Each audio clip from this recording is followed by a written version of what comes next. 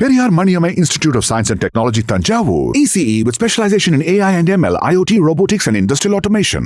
பயங்கரவாதம் ஒருநாள் பாகிஸ்தானை மூழ்கடிக்கும் என்று உத்தரப்பிரதேச முதலமைச்சர் யோகி ஆதித்யநாத் கடுமையாக எச்சரிக்கை விடுத்துள்ளார். இதுகுறித்த கூடுதல் விவரங்களை நமது செய்தியாளர் நாகப்பனிடம் கேட்கலாம். நாகப்பன், வணக்கம். பாகிஸ்தானின் நாட்கள் எண்ணப்படுவதாக யோகி ஆதித்யநாத் பேசியதற்கான பின்னணி என்ன? வணக்கம் கீதா. ஜம்மு காஷ்மீர் மாநிலம் பகல்காமில் உள்ள பைசர் பள்ளத்தாக்கு பகுதியில் ஊடுருவிய பாகிஸ்தான் தீவிரவாதிகள் ஏப்ரல் 22 கொடூர தாக்குதல் நடத்தி சுற்றுலா பயணிகள் உட்பட 26 பேரை சுட்டுக் கொண்டனர். இதற்கு பதிலடியாக ஆபரேஷன் சிந்தூர் நடவடிக்கையை இந்திய ராணுவம் கடந்த 7 மேற்கொண்டு பாகிஸ்தான் மற்றும் பாகிஸ்தான் ஆக்கிரமிப்பு காஷ்மீர் பகுதியில் இருக்கின்ற 9 தீவிரவாத முகாம்கள் மீது குண்டுகளை வீசியது. இதில் 100க்கும் மேற்பட்ட தீவிரவாதிகள் கொல்லப்பட்டனர். மே 8 ஜம்மு காஷ்மீர், பஞ்சாப், ராஜஸ்தான், குஜராத் ஆகிய மாநிலங்களில் உள்ள 15 முக்கிய நகரங்களை குறிவைத்து ஏவுகணை மற்றும் 400 ட்ரோன்களை பாகிஸ்தான் வீசியது. இந்தியா தன்னுடைய அதிநவீன ஆயுதங்களான L-70 பீரங்கி, சில்கா பீரங்கி, S-400 சுதர்சன சக்கரம் உள்ளிட்டவற்றால் பாகிஸ்தானுக்கு கடுமையாக பதிலடி கொடுத்தது. பாகிஸ்தான் வீசிய ட்ரோன்கள், ஏவுகணைகளை இந்திய படைகள் வெற்றிகரமாக நடுவானிலேயே தகர்த்து அழித்து பாகிஸ்தானுடைய பதில் தாக்குதலை முறியடித்தன.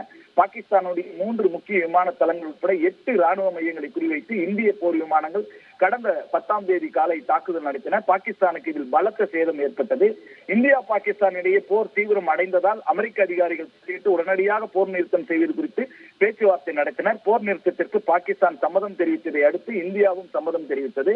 போர் நிறுத்தம் குறித்த அறிவிப்பை அமெரிக்க அதிபர் டிரம்ப் வெளியிட்டார். அதைத் தொடர்ந்து இந்தியா மற்றும் பாகிஸ்தான் போர் நிறுத்த அறிவிப்பை வெளியிட்டன.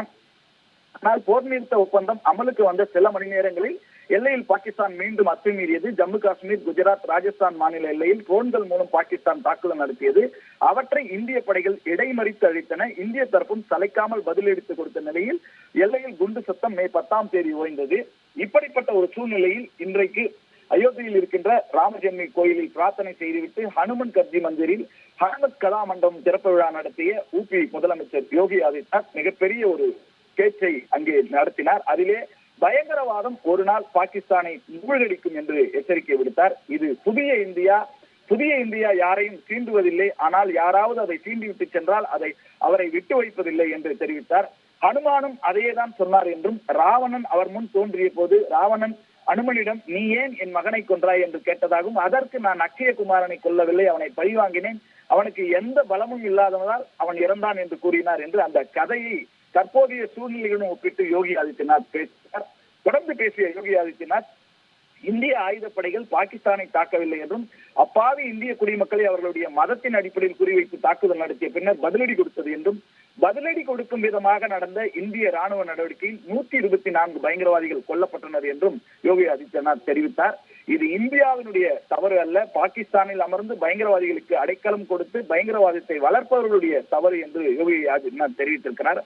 பயங்கரவாதம் ஒரு நாள் பாகிஸ்தானை மூழ்கடிக்கும் என்று நான் நம்பிக்கையுடன் சொல்ல முடியும் என்றும், பாகிஸ்தானுடைய நாட்கள் எண்ணப்படுகின்றன என்றும், பாகிஸ்தான் 75 ஆண்டுகள் வாழ்ந்தது போதும், இப்போது அதற்கான நேரம் வந்துவிட்டது, அந்த நாடு தன்னுடைய சொந்த செயல்களுக்காக தண்டனையை எதிர்கொள்கிறது என்றும் யோகி ஆதித்யநாத் எச்சரிக்கை விடுத்து பேசியிருக்கிறார்.